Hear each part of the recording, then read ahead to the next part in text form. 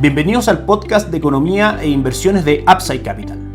Revisaremos el rendimiento del mercado en Chile y el mundo y las principales noticias económicas y financieras que marcan la jornada.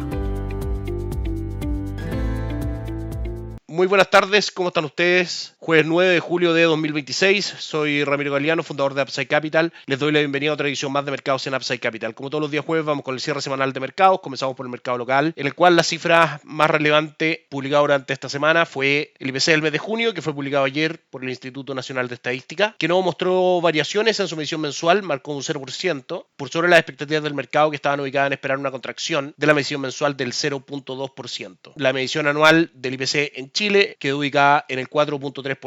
Desde el punto de vista económico, una buena noticia, dado que no hubo aumento relevante en los precios de nuestra economía. Sin embargo, desde el punto de vista de estrategias de inversión, una noticia no tan positiva, ya que, como decíamos, las expectativas del mercado estaban centradas en esperar una contracción del 0.2% en la medición de precios del mes de junio. Esto eventualmente en el cortísimo plazo podría fortalecer el retorno de fondos de renta fija local, principalmente invertidos en UF, y mostrar algunas pequeñas correcciones en fondos de renta fija local invertidos principalmente en pesos. Sin embargo, en Upside Capital nos parece relevante analizar un poco más detenidamente la trayectoria de la inflación. Recordemos que los últimos 2 meses anteriores a junio, es decir, abril y mayo, si bien tuvimos alza en los niveles de precio de nuestra economía, estas fueron por debajo de las estimaciones del mercado. Por otro lado, de un punto de vista más conceptual, es esperable que exista un leve aumento en el IPC de junio, como se demostró, o eventualmente en julio, como esperaba el mercado, levemente por sobre las expectativas, dado que es natural que la situación que da origen a todo esto, el alza de los precios de los combustibles durante los últimos días de marzo, aún muestre una leve presión extra al alza durante los meses siguientes, que es lo que vimos en el IPC que estamos revisando el mes de junio. Desde el punto de vista de estrategias de inversión, mantenemos nuestro escenario base en esperar una convergencia de la inflación a la meta del Banco Central del 3% antes de las estimaciones del mercado, siempre y cuando continúe la normalización de los precios de los combustibles en el mundo y en Chile, es decir, continúe el ciclo de desescalamiento del conflicto armado entre Irán y Estados Unidos y se normalice también el tráfico de buques petroleros por el estrecho de Hormuz. Han habido también acontecimientos relevantes respecto a eso que comentaremos en algunos minutos más. Dado lo anterior, nos parece perfectamente probable que durante los últimos meses del año regrese con fuerza la opción de que el Banco Central efectúe recortes de la tasa de política monetaria en un escenario, como decíamos, de convergencia de la inflación hacia el 3%, lo que consolidaría un escenario bastante favorable para fondos mutuos de renta fija local, renta variable local y desfavorable para depósitos a plazo y fondos mutuos money market. Respecto al calendario económico de Estados Unidos, aparte del índice de gerentes de compra del sector de servicios que comentamos en el podcast del día lunes, lo más relevante de la semana fue la publicación de las actas de la última reunión de política monetaria de la Reserva Federal, en el cual lo más relevante es destacar que el debate de los consejeros respecto a la trayectoria futura de las tasas en Estados Unidos está dividido bastante equitativamente. La gran mayoría de los participantes señaló escenarios en los que la inflación en Estados Unidos comenzaría a acercarse al objetivo del 2% por sí sola y que también la variable más relevante que eventualmente pondría en peligro disminución en la inflación es una escalada mayor en el conflicto en Oriente Medio, que se podría ver traducida en alzas en el precio del petróleo. En esa línea también es relevante comentar que durante esta semana hubo un aumento en la tensión entre Irán y Estados Unidos con ataques de Irán a buques petroleros y en respuesta bombardeos de Estados Unidos en Irán. Todo esto luego que Donald Trump, el presidente de Estados Unidos, declarara el fin del acuerdo de alto el fuego provisional con Irán en medio de la cumbre de la OTAN, en la cual Trump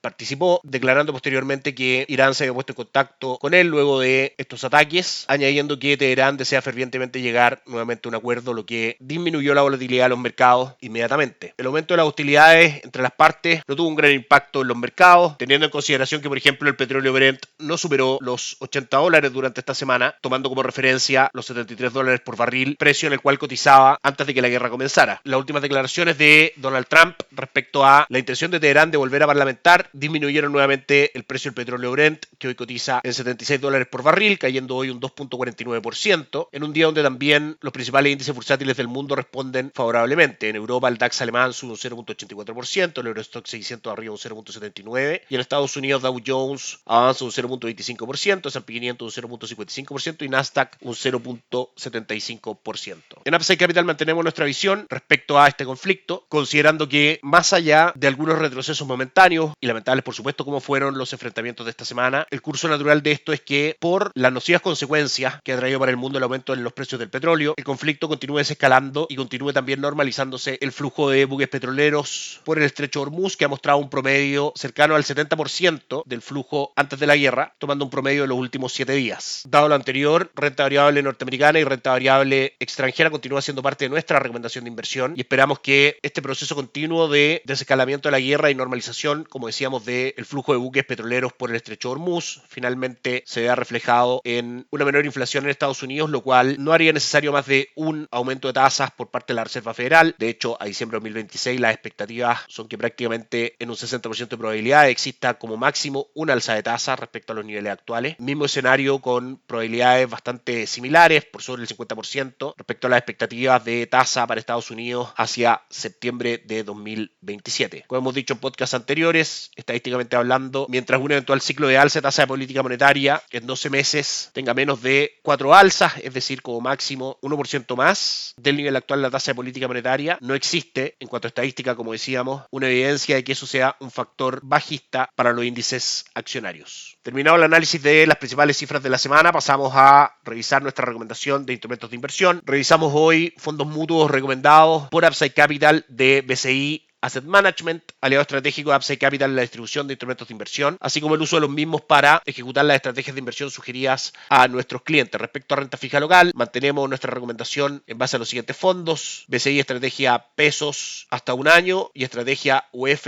hasta un año, con retornos de durante 2026 2.55 y 3.06%. También dentro de nuestra recomendación en renta fija local, a través de BCI Asset Management, fondo BCI Estrategia Pesos mayor un año y BCI Estrategia UF hasta 3 y 5 años, mantiene un retorno también del 2.68, 3.21% y 3.05% durante 2026. Todo muy por sobre el retorno de depósitos a plazo y fondos money market, tomando como referencia el seguir rendimiento, que alcanza solamente un retorno del 1.57%. A medida que el escenario base respecto a renta fija local, tasa de política monetaria, inflación, etcétera, que desarrollamos, vaya siendo descontado por el mercado, la diferencia a favor en cuanto a retorno de renta fija local, por supuesto, será mayor respecto a el rendimiento de depósitos a plazo y fondos money market. El IPSA hoy, en línea con el comportamiento de las principales plazas bursátiles, tiene un buen desempeño, avanza un 0.76%, superando los 11.000 puntos, mostrando un retorno durante 2026 del 5.21% y durante el último año del 32.39% durante los últimos 12 meses. Mantenemos una visión positiva para el IPSA, esperando un retorno entre el 15 al 25% durante 2026. Para eso incorporamos acciones locales de manera diversificada a través de, como decíamos, fondos de BCI Asset Management,